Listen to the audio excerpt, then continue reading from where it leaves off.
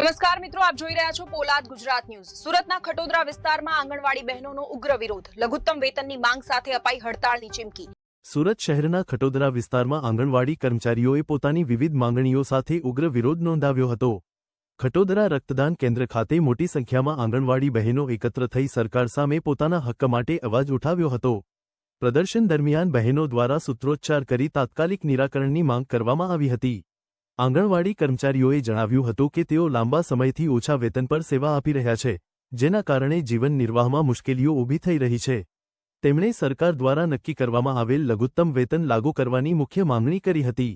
સાથે જ આંગણવાડી હેલ્પરને યશોદા માતાનું બિરુદ આપવામાં આવ્યું છે, પરંતુ તે મુજબનો સન્માન અને સુવિધાઓ આપવામાં આવતી નથી, તે બાબતે પણ અસંતોષ વ્યક્ત કર્યો હતો। પ્રદર્શન દરમિયાન કર્મચારીઓએ ચેતવણી આપી હતી કે જો તેમની માંગણીઓ પર તાત્કાલિક કાર્યવાહી નહીં થાય તો આવતીકાલથી 3 દિવસ સુધી કામથી અળગા રહી હડતાળ પર ઉતરશે। તેમજ આ 3 દિવસની હડતાળ બાદ પણ જો કોઈ સકારાત્મક નિરાકરણ નહીં આવે તો તેઓ અનિશ્ચિત મુદત માટે હડતાળ શરૂ કરવાની તૈયારીમાં છે। આ વિરોધને કારણે શહેરમાં આંગણવાડી સેવાઓ પર અસર પડવાની શક્યતા વ્યક્ત કરવામાં આવી રહી છે। હવે સરકાર આ મુદ્દે શું નિર્ણય લે છે તે તરફ સૌની નજર છે। પોલાદ ગુજરાત ન્યૂઝ સુરત। મારું નામ ભાવના સુરતી છે, આંગણવાડી કાર્યકર્તા છું। શું રજૂઆત લઈને અત્યારે વિરોધ કરી રહ્યા છો? અમે અમારા પગારની રજૂઆત કરી રહેલા છે। સરકારે અમને લઘુત્તમ વેતન જે જાહેર કર્યું છે તે અમે સરકાર પાસે એટલી માંગણી કરીએ છીએ કે અમને જે વેતન જાહેર કર્યું તમારું વેતન ચૂકવે।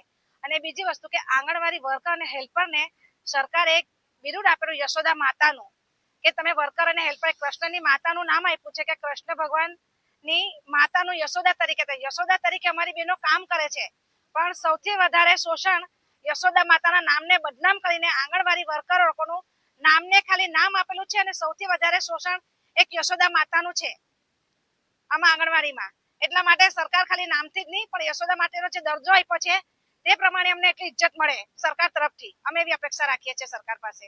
કઈ રીતે હવે 3 દિવસનો કાર્યક્રમ છે? 3 દિવસના કાર્યક્રમમાં અમે 5 તારીખથી અમને મોબાઈલની કામગીરી બંધ હતી।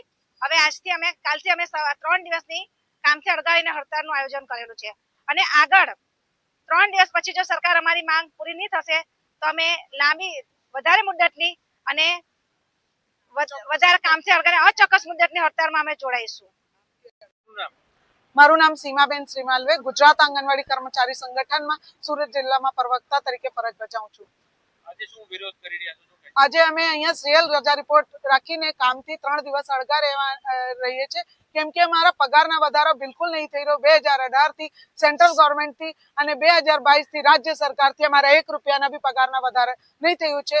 મોંઘવારીના દિવસે દિવસે વધી રહી છે અને પગાર ધોરણ તે જ છે, તો તમે વિચાર કરો 7-8 વર્ષની દરમિયાન શું શાકભાજીના ભાવ હતા, શું ગેસના બાટલાના ભાવ હતા, શું ભણતરના વિદ્યાર્થીઓના ફીસના ભાવ હતા, અને આજે પગાર તો અમારે એ જ છે અને ભણતરને બધી વસ્તુઓનો ભાવ વધી ગયો છે।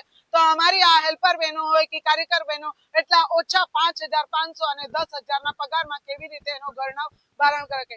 જેવી રીતે ગુજરાત સરકારની વાતો છે મહિલા સશક્તિકરણની, તો આજે મહિલા સશક્તિકરણની અંદર આ બિચારી બહેનોની કફોડી દશા થઈ રહી છે।